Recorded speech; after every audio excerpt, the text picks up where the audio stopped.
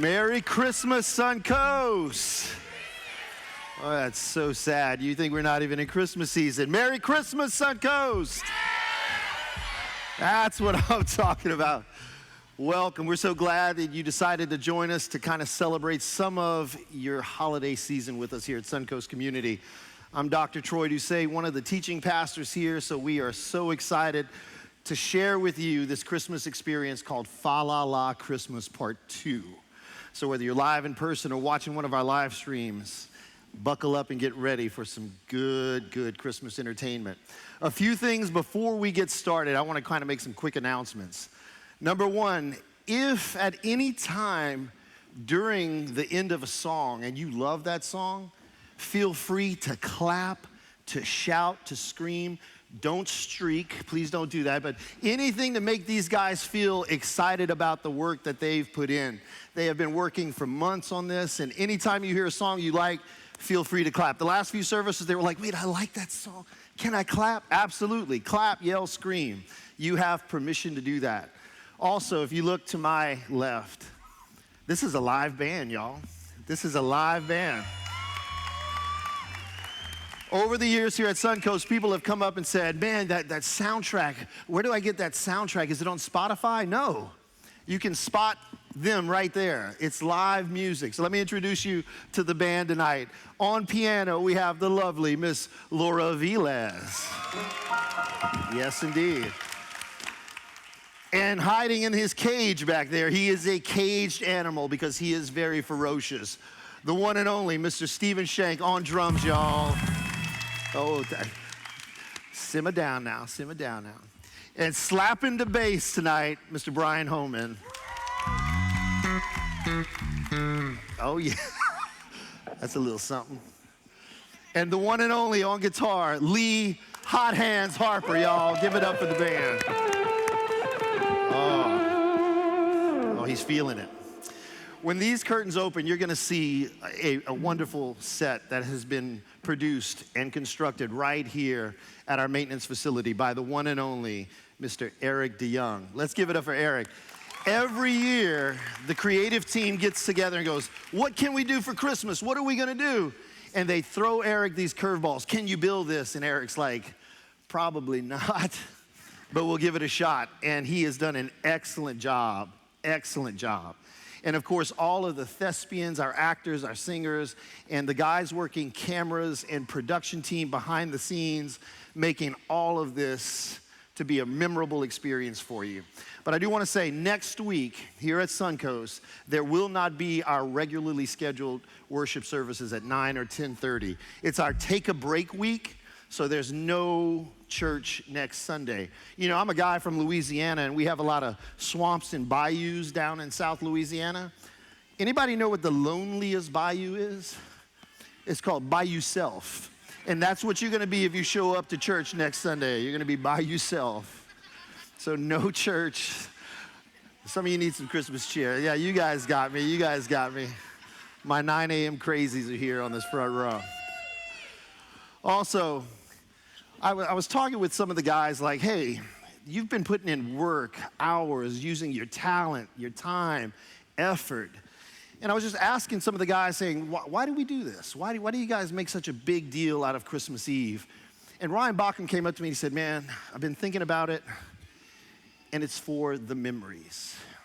It's for the memories. He told me someone came up to him just a few days ago and was like, hey, man, I remember when you guys did a bluegrass Christmas. That was so awesome. That was in 2012. These moments that you share with us, the reason we put this time and effort and energy into this is not just to entertain, but just to create those memories and those moments for you to recall. Say, what did we do in 2023? Remember that Falala Christmas. That's why we do it. Our hope and prayer is that after you walk out of these doors tonight, you feel the love of God, the presence of God in your heart, not just in the holiday season, but every day as we get into the new year. So sit back, relax, and enjoy all the sights and sounds and the feels of Falala Christmas Part 2. Enjoy. Welcome to Falala Christmas, an original musical production first brought to you in 2017 by Suncoast Community Church. This year, you'll get to catch up with your favorite characters and meet some new ones as this Falala Christmas story continues. But before we begin, let's quickly go over what happened all those years ago. Newlyweds Jim and Susie planned to spend their first Christmas together at home, making fond memories and testing out some new Christmas traditions, like eating smoked goose for dinner and drinking extremely spicy cider. Things didn't go exactly as planned, and Jim gets called into work by Don, whose favorite thing about Christmas is that he gets to be alone. Jim, thinking it would help them finish their work faster and get home sooner, calls in Jerry and Gary, brothers who still live at home with their Meemaw. They are very, strange or interesting, depending on who you ask, and a bit too rambunctious and destructive for Don's liking. And that's because Vera, their terrifying boss, who also happens to be Don's wife, is about to find out they've broken more of her precious faux Christmas tree inventory. We find out she's making them work on Christmas Eve because not only is it a cash cow, she actually wants to spend more time with Don, which makes him realize Christmas is really meant to be spent with the ones you love. Jim invites everyone over, and what started out as a plan gone wrong ended up becoming their first real Christmas tradition, dinner with their closest friends. That's what happened last time. Now that you're all caught up, take a moment to get comfortable and feel free to sing along if you want. Thank you for being here, and we hope you enjoy Falala Christmas Part 2.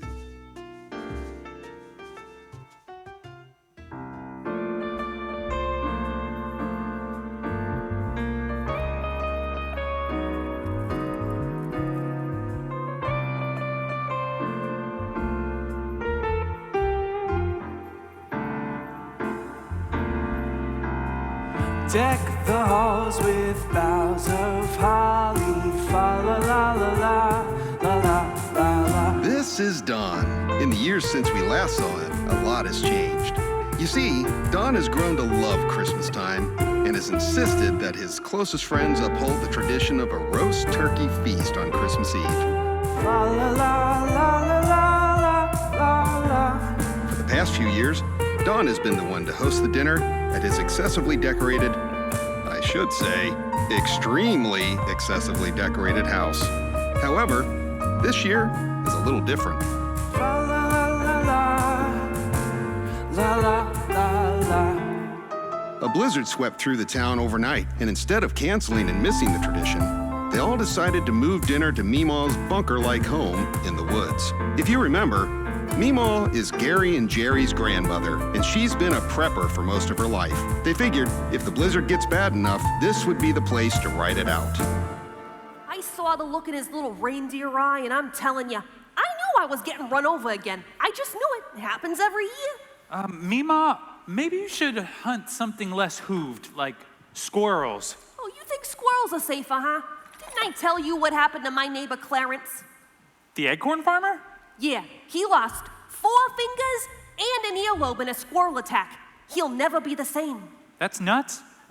Don, cider? Perfect timing. I need a cider break. These decorations are starting to bum me out a little bit. I'm pretty sure that one's been watching me. That's better. This isn't Susie's Deathly Hot Cider recipe, right? No, she did give me the recipe before she went out of town, but don't worry. The recipe card, spontaneously combusted. It's gone forever. I use Meemaw's homemade spice mix. It's not too bad. That's really good. Cheers. Hey, Meemaw. Meemaw. Is she breathing? Hello! Meemaw! Oh, what'd you put in the spice mix? You got your cinnamon, your clove, nutmeg, beaver tail, vanilla. Wait, what was that last one? I said vanilla. No, before that. My specialty, Dawn. Beaver tail. That's what I thought. Honestly, I can't taste the beaver. Well, Meemaw, what do you think? Don was proud of what he could do with Meemaw's limited and not so Christmassy decorations. As an honorary grandmother figure, her opinion meant the world to him. Watch my leg. Sorry. You want to know what I think, Dawn? Yeah. I think it's absolutely horrible. Cans on a Christmas tree? Who does that? Don, I think it looks great. Thanks, Jim. There's only one thing that should be mounted up on that wall. Dasher, that quick son of a... Mima! Just so we're clear, hey kids, those are not really Santa's reindeer. Oh, no. Mima? I think I just remembered. There was a reindeer running through the backyard earlier. It might be the one that ran you over. Well, let's go get him! All right. I'm gonna need my crossbow. Okay, bring that. Okay. John? John.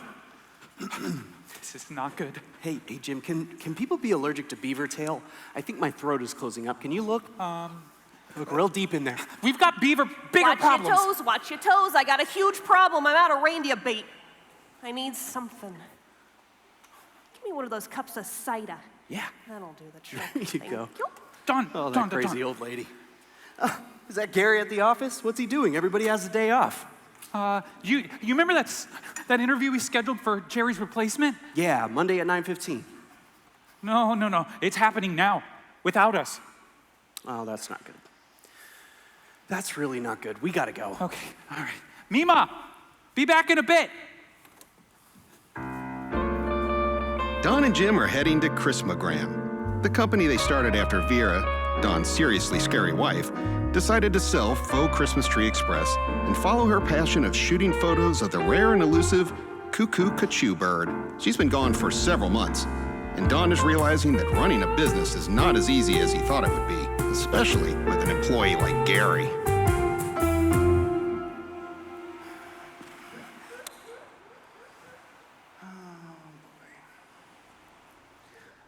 All right, Holly. Why do you think you'd be a good fit here at Christmagram? Well, I love Christmas, and I love singing, and I love making people smile. Off-putting? Not nearly festive enough. And definitely shows signs of narcissism. Okay, I recall you saying you like Christmas, and for me... Actually, I love Christmas. -5 points for interrupting. Okay, let's test your Christmas knowledge. Okay. What was the first Christmas carol ever broadcast from space? That's easy. Jingle bells. Wrong. Correct answer is Jingle Bells. Next question. What year was the first Christmas card ever sent out? Oh, that would be 1843. And, fun fact for you, the card was designed by a man named John Horsley. Anyone could Google that. Yeah. I bet you didn't know that Rudolph the Red-Nosed Reindeer had a son and one You more. mean Robbie the reindeer? Oh, I love him. I did an essay on him back in school. A+. What year was the name Santa Claus officially used in the U.S. press? 1773. How many reindeer-related accidents are there each year? Oh, 3,745. Here's one for you. Who was Santa's little helper? Oh, the dog from The Simpsons. All right, I can see what's going on here. You have obviously been reading off my paper. As I'm sure you're aware, this job requires the ability to sing, so I'm gonna need to hear you sing something. Okay, yeah. What would you like to hear? Something simple, something real simple like, I don't know, Ave Maria. What key? A sharp major. No? Too easy.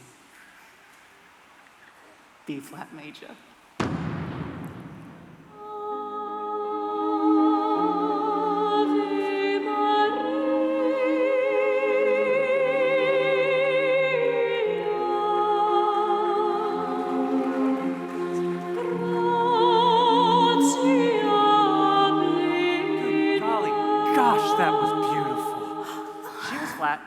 She was a little flat in the second bar, but so fine. Hi, you must be Holly. I'm Don, this is Jim, and I see you've met Gary. Hey, Gary, a word, bud? Oops. Oh, no. Okay, come on, over here. I told you, just because my brother left with some girl he met on Plenty of Fish doesn't mean he won't be back. Listen, Gary, I know that you're upset that your brother's not here, and we are too. You guys made some of the best Christmas grams we've ever put out. But listen, it has been 3 years. It may be time to accept the fact that he's not coming home. No, he promised he would, and you promised you wouldn't replace him. And now you've gone and left Mima alone with that reindeer on the loose? How could you be so irresponsible, Dawn? Do you need these again for anything? You'll never be as good as Jerry.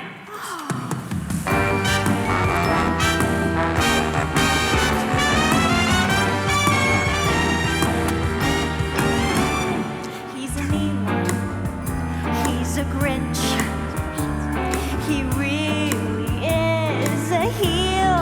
Oh, He's as cuddly as a cactus. He's as charming as an eel, Mr. Gare. And banana with a greasy black peel.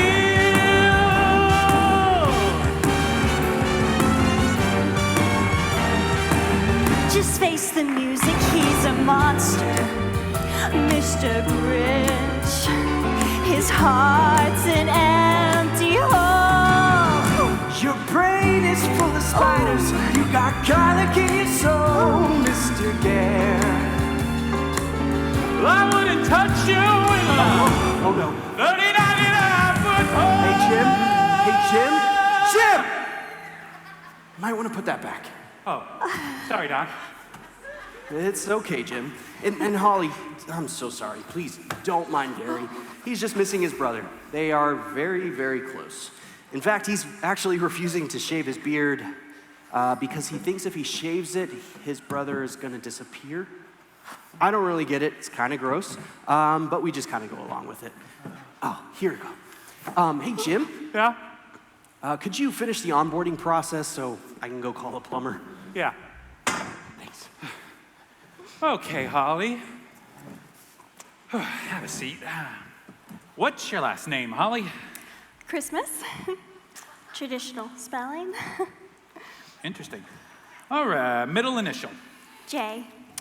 J. What's the J stand for? Jolly. Jolly.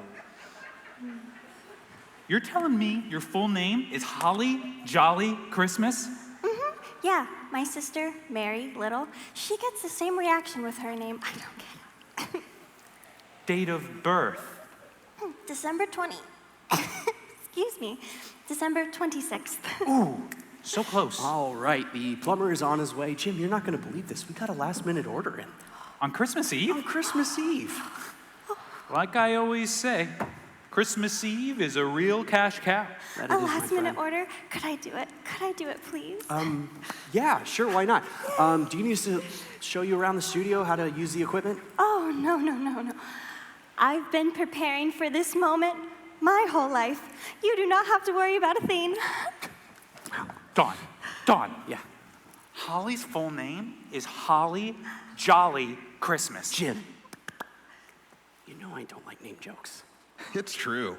Don was very serious when it came to names and proper forms of identification. As a child, he accidentally called his teacher Mommy, and it traumatized him. But when he saw Holly's name, he began to wonder. Are you thinking what I'm thinking? Yeah. We're gonna need to see her birth certificate. That's not what Jim was thinking. You see, he is nearly convinced that Holly is a Christmas elf sent from the North Pole to spread Christmas cheer during one of the worst blizzards this town has ever seen. Jim is one of those people that always tries to keep the wonder and magic of Christmas alive, especially this year. His wife Susie has been away for some time. But just as he was about to tell Don who Holly really was, he got a phone call from his wife. Susie, sweetie, I can't wait for you to see what Don did to Meemaw's bunker. Oh, you are gonna love it. What's that? You're not coming home? Hold on, you're breaking up. Susie, you're not coming home? Unfortunately for Jim, it looks like his sweetheart Susie wasn't going to make it home for Christmas after all. Knowing ahead of time that Vera would be away shooting photos of the rare and elusive cuckoo-cachoo bird, Don had time to mentally and emotionally prepare for Christmas without his wife. Jim, well, after that phone call, Jim was feeling a little blue. I have a blue Christmas without you, and I'd be so blue just thinking about you.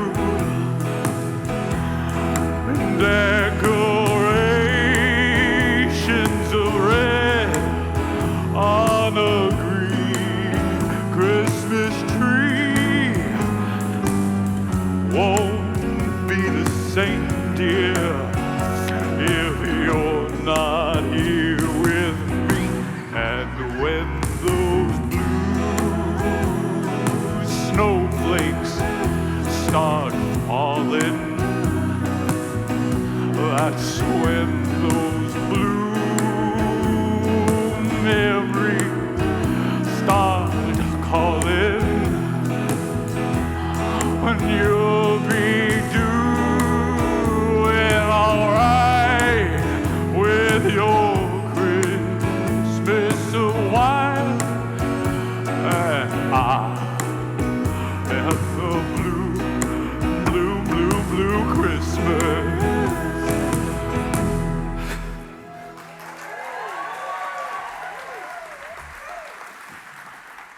Hey, Jim. I'm so sorry to hear about Susie not making it home in time. I know you guys really wanted to spend Christmas together. Like so. Like very much. Wait, how did you know she wasn't coming home? We just sang a song about it. That was out loud? I thought I was singing that in my head. I'm so embarrassed. Oh, don't be, Jim. Let me let you in on a little secret. When I'm sad, thinking about how Vera just went off to go shoot pics of some dumb bird, leaving me here alone on Christmas, I sing too.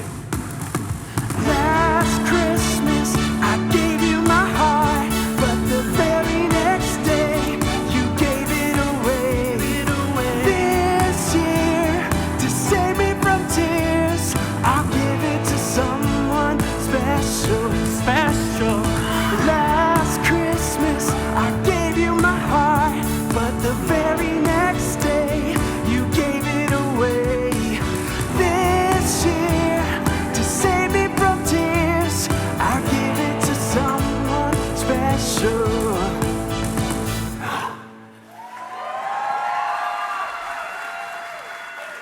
Dumb birds. Taking your wife away from you on Christmas? Psh, birds. They are delicious, though. That they are. I gotta check on our turkey. Oh, yeah. All right, we need to go? Yep. Man, this blizzard is getting bad. You know, I'm really surprised this plumber is putting himself in harm's way. Did somebody say plum pudding? There was no longer a doubt in Jim's mind that Holly was a Christmas elf, even if she misheard the words plumbers and pudding for a request for plum pudding. John, I think Holly's an elf. Have you tried this?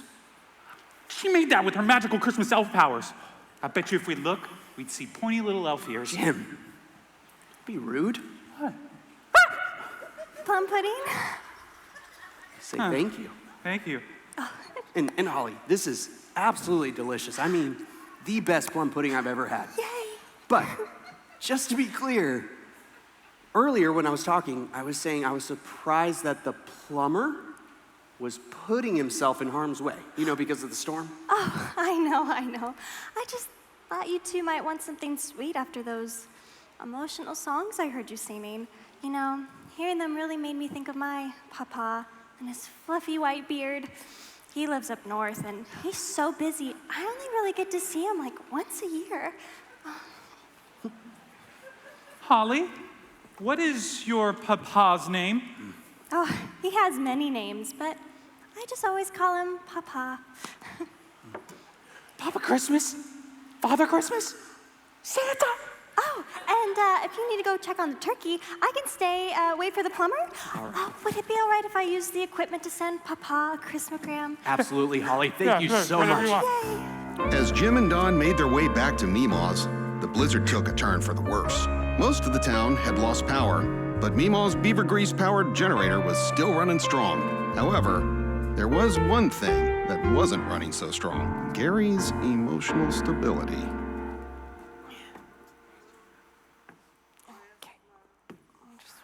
Without you, My crossbow.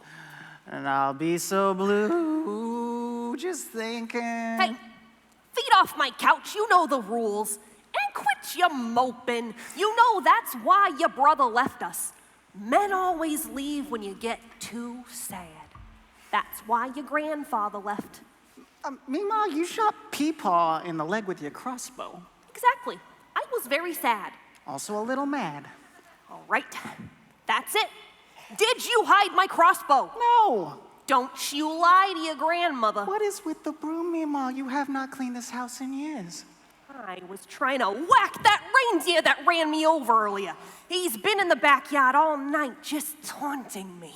Meemaw, can you forget about the reindeer for a second? No, I really need something. me too. I've been so lost and alone without my brother by my side, I don't know what to do. And now they're replacing him at work with Holly. My heart hurts, Meemaw. I think I need some of your beaver tongue stew. It always makes me feel better. Stand up, Gav.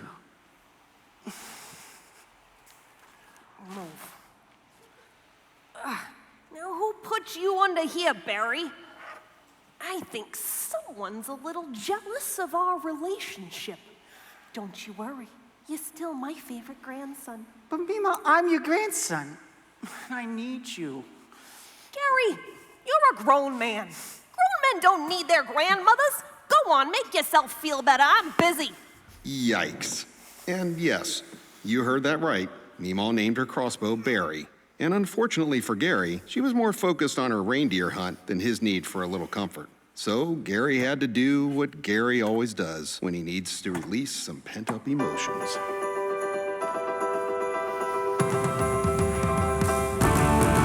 And I don't want a lot for Christmas. There is just one thing I need.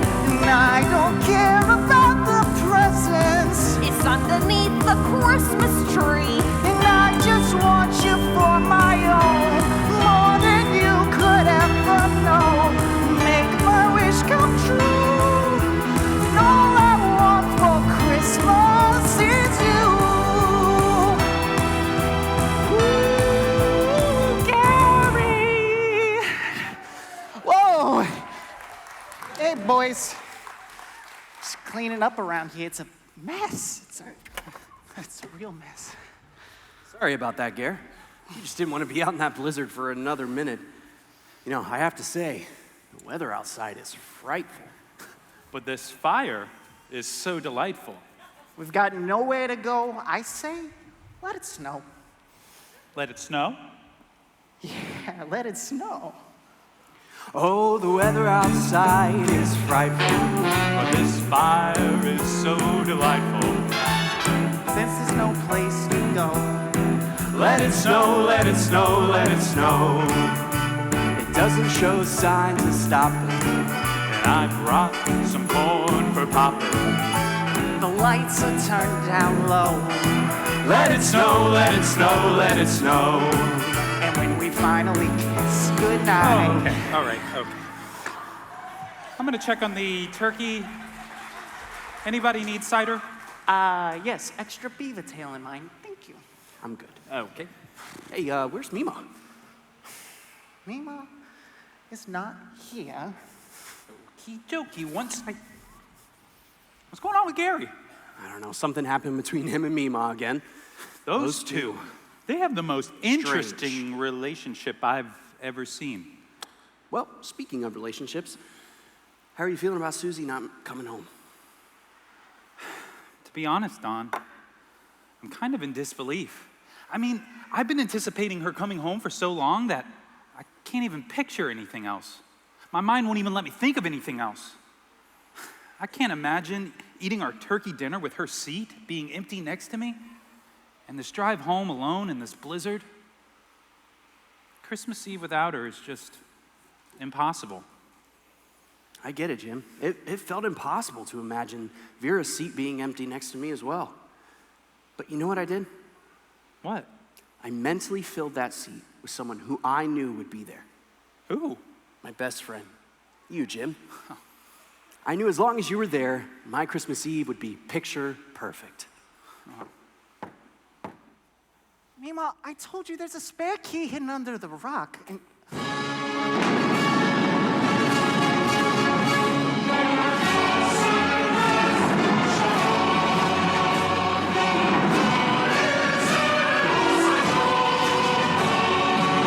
Vera!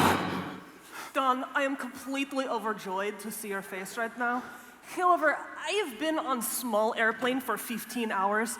Does this bunker for beavers? Is this a beaver bunker? Does it have a ladies' room? Yes, ma'am, right this way. Do not touch. Okay. Don, it's a Christmas miracle. I can't believe it, Vera's home. All right, I'm gonna get her some cider. You make that fire nice and toasty warm. And Gary, run a comb through your beard. It's getting a little gross. It's fair. She probably won't even recognize me. I don't think she ever remembers my name, to be honest. Yeah, doesn't she always call you like puny little man? She does, and it's quite hurtful. Well, I don't think you're a puny little man. In fact, give me a hand with some logs.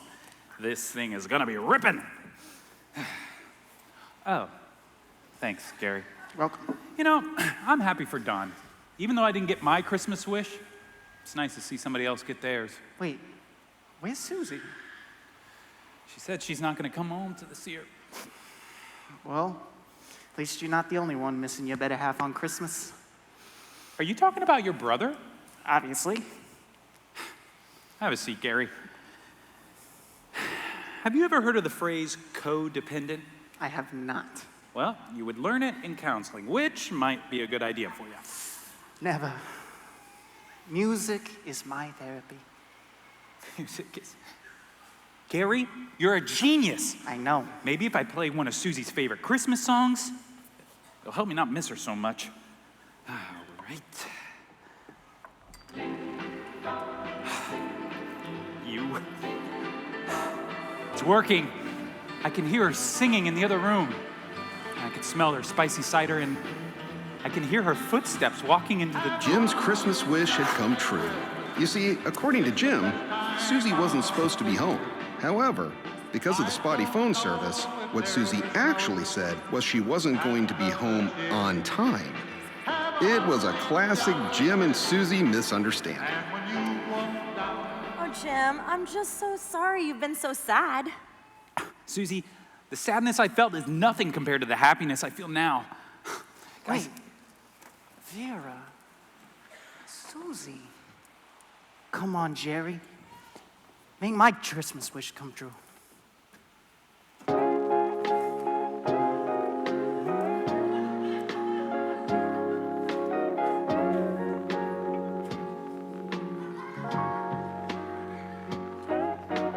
Christmas is the time of year for being with the ones we love, sharing so much joy and cheer. What a wonderful feeling, watching the ones we love. Hey, Gary. I don't think he's coming home. I know. hey, but you got us. We're your family, and we love you. Thanks. I know that now. And I'm sorry I've made this Christmas all about me when you all obviously had your own severe emotional issues that you need to deal with. But you know what? There's something I gotta do. Wait, don't eat without me. What is the deal with this puny man? It is a long story. Speaking of long stories, how was your trip? How did the pictures turn out? What pictures? Of the bird? The cute, fluffy, rare, cuckoo bird? I shoot this bird. Vera, I thought you said you were going to shoot photos of the bird. Isn't it endangered? Yes, he was very much in danger, but beautiful feather, no? That poor, innocent little bird. Turkey's done. It's pretty clear to see Jim and Susie weren't the only ones with communication issues. Obviously, something was lost in translation, but Don was still happy to see his shining star. Hey everyone, I'm back, and I brought Holly. Hi. Holly, I know I haven't treated you well, and I'm real sorry for that. And I'm hoping you'll forgive me, and if you'd like, you could take my brother's seat at the table. Oh, of course I forgive you, and it would be my honor. Okay, calm down. All right, well, I hope everyone is hungry because dinner is almost ready. It was beginning to feel a lot more like Christmas. These faithful friends were filled with happiness and cheer. And Jim noticed there was a little bit of magic on the tip of Holly's ear. This year, remember to focus on what you do have, not what you wish you had. Remember to try your best to communicate how much you care for the ones you love. And remember to believe just a little bit in the magic of Christmas.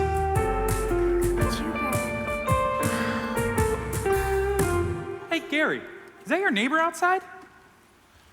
Hey, I found this in the backyard. Is Mima okay? Mima! Okay. I'll explain to you later. We go this way. We'll go look for it. Okay.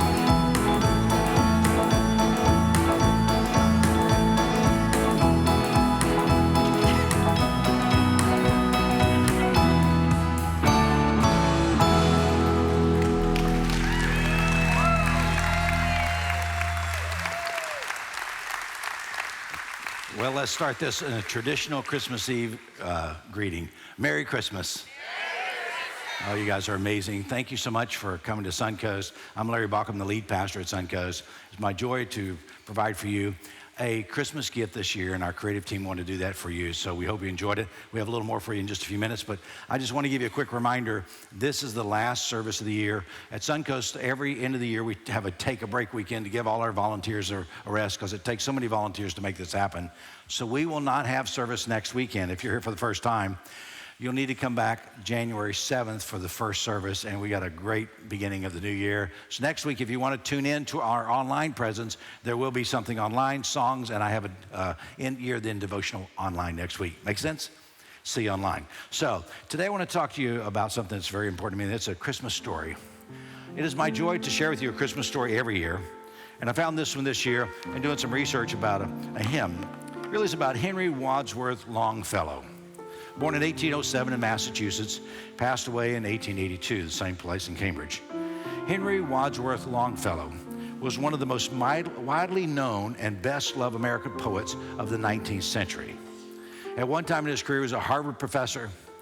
He wrote wonderful poems, and the one that I remember when I was growing up was Paul Revere's Ride. Listen, my children, you will hear of the midnight ride of Paul Revere. Does that ring a bell to anybody? And he goes on and on and on. But my Christmas story this year is a powerful account of the personal heartache and tragedy of Henry Wadsworth Longfellow. And his writing, because he wrote this unforgettable poem that actually became one of our beloved Christmas hymns. And here's the hymn: I heard the bells on Christmas Day. Longfellow's world that he lived in the 1860s included a nation divided north and south. Hatred, divisiveness, civil war, as well as a personal loss. His wife, Annie, was dripping some wax onto an envelope. In those days, they didn't have the lick envelopes, but she was putting some locks of hair of her daughter in an envelope, and she took a candle, and as she dripped the wax, the candle accidentally caught her sleeve on fire. And before you knew it, her entire dress was engulfed in flames. Her husband came from the other room and saw what was happening, tried to put a rug on her to put the fire out, finally threw himself on her. And he suffered facial burns. And as a matter of fact, they said from that point on, he always had a beard because of the scars from the fire. And his hands were so burnt, but she suffered such loss, she only lasted 2 days. It was devastating for him. 2 years later, when his oldest son, Charlie, turned 18 years old, he told his dad he was enlisted into the war to fight for Lincoln in the Union Army.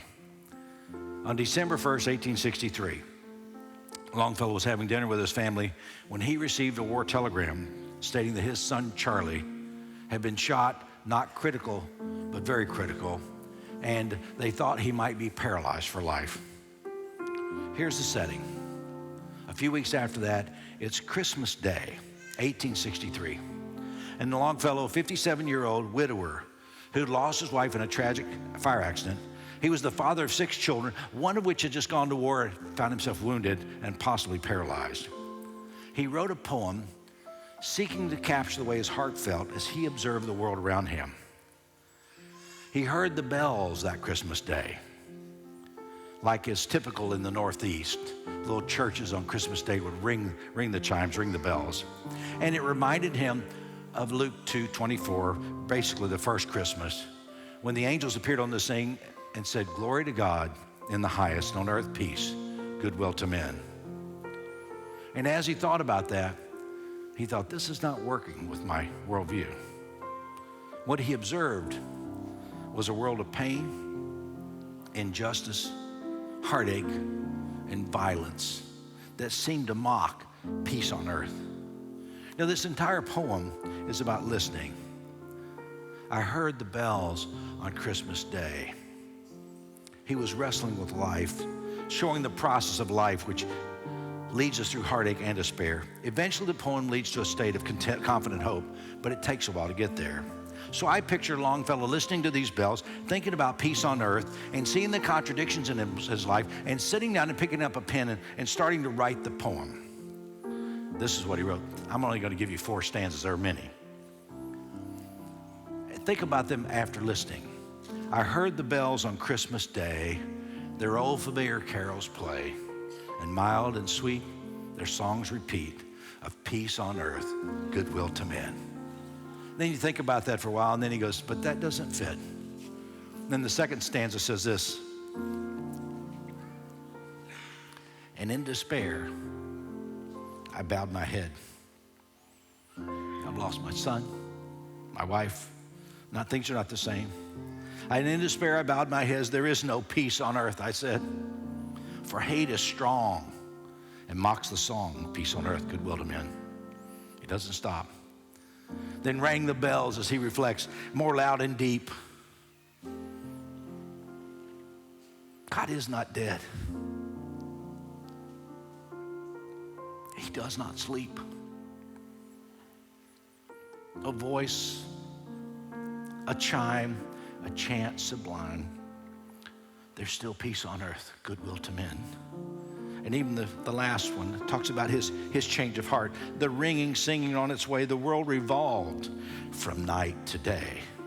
See the perspective? A voice, a chime, a chant sublime of peace on earth, goodwill to men.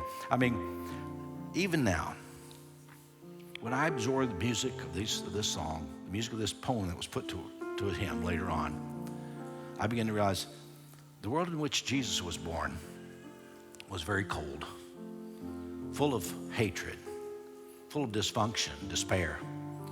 Yet these angels broke through to the shepherds on that first day, and they said, good news of great joy, peace on earth, goodwill to men. Great things can happen because God has seen your plight, and he wants to remind you that if you think about his love for you, he's always there, even in your worst times.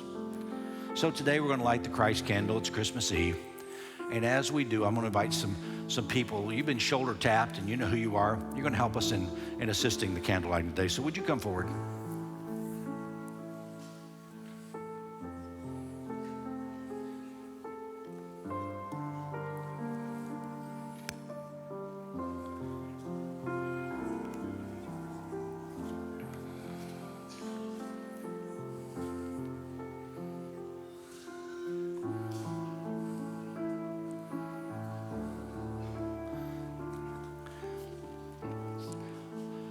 So at this point, I want to kill the lights in the house. All the lights down. This is the world of darkness that Jesus was born into. But God so loved the world, he sent his son to be the light of the world. And in this one light, the world can change. The candle that I used to light from the Christ candle I'm going to share is a candle that came from Bethlehem, the birth of Jesus. And as I share it with you, would you share it with others? And as you get the light, for those of you who are around the auditorium, share it with those down the aisle with you, across the aisle, with your neighbors. Light is meant to be shared.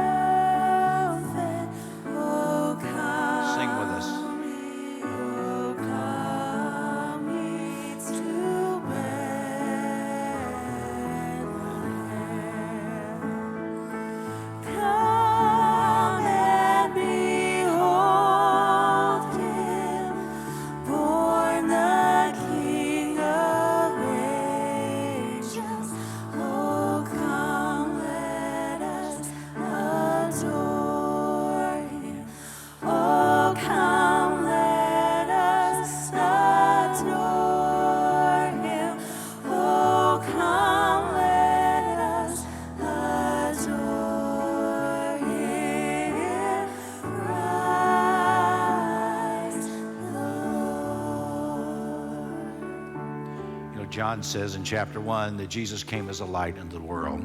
He came as the light of life that gives life to everyone. Now, you looked around a few minutes ago and the room was dark, and now look around and see the light that's here. See what one light shared can become. Now, let me suggest we do one more thing. Let's lift one light up and see what happens. Now, look around. There's so much candle power here. There's so much the power of Christ in our lives. If we love and smile and we are grateful and we say thank you and we are just become a blessing to our neighbors, may the Spirit of Christ be yours this Christmas. So pull your candle back down. And we're going to sing that, my favorite, Silent Night. As we sing it together with us, will you?